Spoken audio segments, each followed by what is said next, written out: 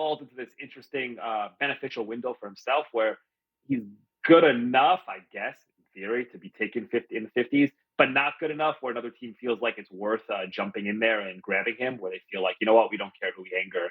We think he's so good, and the upside is there's so much upside there that it's worth angering LeBron and clutch. So I'd be pretty surprised if a team Hmm. jumped in there. Like, what would be the reason, right? Like, what would they be gaining? The only team I've thought about is Philly, not because like the way Daryl Morey operates Oh, is yeah. that to him it's all an odds game. So if the idea of having Bronny means you now have a 1% chance of getting LeBron as opposed to a zero, like that might be an equation that he's interested in, as opposed to looking at it means that like, oh, I'm still not getting LeBron because I don't think LeBron's going to any of these random places. Um, so I think he ends up in LA, and I actually think I think they've done a disservice. I think LA would be good if he was willing to do the G League route. And I Hmm. know Rich Paul said that's not something they're interested in. I actually think that if they were willing to do that, then that could work because he could be separate from LeBron and he could be sort of under the same umbrella. Yeah. And maybe you do a road trip, two road trips, they play together, but you're really not under the same roof and you could develop. So to me, I actually think that would be the most beneficial for him. Um, I'll be curious to see if Rich Paul and LeBron and Bronny hold strong on that no G League thing. Yeah, yeah, I like it. Very looking forward to it. You're on Weitzman, FoxSports.com. Thanks a lot for taking the time, buddy. Thanks for having me. All right. Coming up next here on the herd, second hour is afoot. Everyone assumes Bronny will be a Laker, but will someone consider stealing him away? There's some Game of Thrones stuff potentially going on tonight in the entire In for Colin Cowherd here on a Thursday. And to break down the wild week in the NBA, let's bring on Yaron Weitzman, FoxSports.com. He's written for Bleacher Report and Slam. How you doing, my man? I'm good. What's going on? Not a lot. Actually, a lot's happening. Not nothing. Where my Knicks blew today. You're based out of New York. Tell me, what's the vibe after the Knicks' big swing for Mikal Bridges, who is a no-time All-Star, but has vaulted the Knicks, helped to third best odds to win the title behind Boston and Denver? I think people are excited. You're going to have Knicks fans. You're going to have New Yorkers wearing Villanova gear, right? So that'll be pretty different.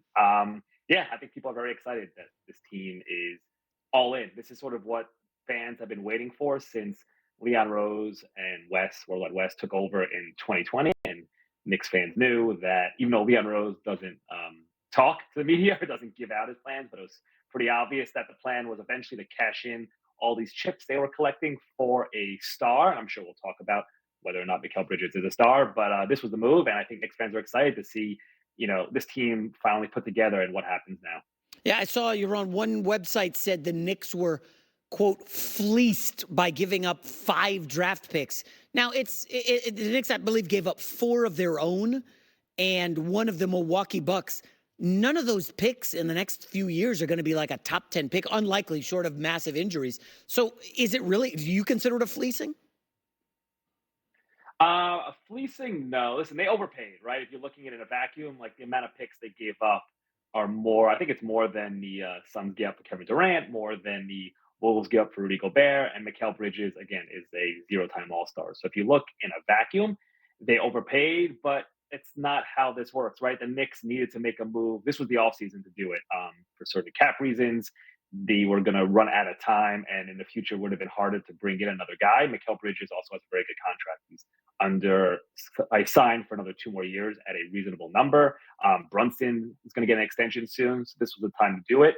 Also, the draft picks, at some point they lose their value as you go further and further into the future, and the Knicks are good. The draft picks lose their value, and I also think as the Knicks start looking down the list of quote unquote A-listers, and you start seeing guys and like Embiid's not asking out, and Giannis isn't going anywhere, and Karl Towns isn't a good fit, and the emergence of Jalen Brunson, which is a huge part of this, because I think this trade is also this combined with the OG trade is a double down on the idea that Jalen Brunson is we'll give a hat tip to Becky Hammond, but a 1A, right? Them believing this. So I think them deciding that, like whoever we get has to be somebody who fits well with him. So Donovan Mitchell would not work, for example. And you start looking and it's like there aren't so many good options. So they felt like this was the one to go for. And I think it was a good move. I think it was a good trade for both teams. Yeah, there was some chatter about potentially Paul George being the guy they give up a war chest for. I don't know. I think probably too hot of a take, but I think the Bridges one makes more sense from a chemistry fit, from a salary, from an age. Your thoughts? I would still go for Paul George over Bridges if it was the choice between the two. But one, I don't think it would have been that simple. Also, Paul George would have had to be a sign and trade, Yeah. which means you'd have to give up a real asset. Probably Randall and some other picks would have been the move if the Clippers were going to do that. Bridges was obviously a trade, but they give up Bogdanovich. The picks were the real thing that the Nets wanted. And there is something to be said about Bridges being younger and the fact that he doesn't miss games. I think he hasn't missed a game since high school. And that's a really valuable thing. Though I guess I think Tibbs will probably push that to an extreme, and it's going to be interesting. Unstoppable force meets immovable object type of thing there. But no, I think it's a good trade. I think the Knicks are really, really well positioned right now. Let me ask you, your pre-free agency top 4 in the East would be? Pre-free agency. To me, you got to go Celtics 1, obviously. Knicks 2. The Sixers are the interesting one. I'm going to throw them in Milwaukee as a 3-4. We can talk about the Sixers. The Sixers are the most fascinating team here going forward, right? Because they have basically 2 players on the roster in Joel Embiid and Tyrese Maxey, who's technically unsigned right now. He's a restricted free agent. For cap reasons, they're going to sign him after they finish their off-season moves. Yeah, they're in a fascinating position because this is it. This is the window. And Daryl Morey's talked about that, right? He knows that this is the offseason they built towards. Again, they're talking about these little windows that teams have. The fact that Maxey wasn't yet signed means for cap reasons, the Sixers have this opening where they can bring in a third big guy. Paul George is obviously the target there. We'll see what happens. The Sixers are going to offer him a max deal, and the Clippers, we know, have not wanted to offer him that 4th year. So it'll be interesting to see if either George decides he would rather take fewer years and stay in LA where we know he's comfortable, Yeah. or if the Clippers decide to match what the Sixers do, that's going to be an interesting game of chess. But yeah, the Sixers to me they're the fascinating team in terms of how they play this cap space, knowing that they have a window here and knowing that they have this Joel Embiid. How many more years of Joel Embiid's prime do you have left?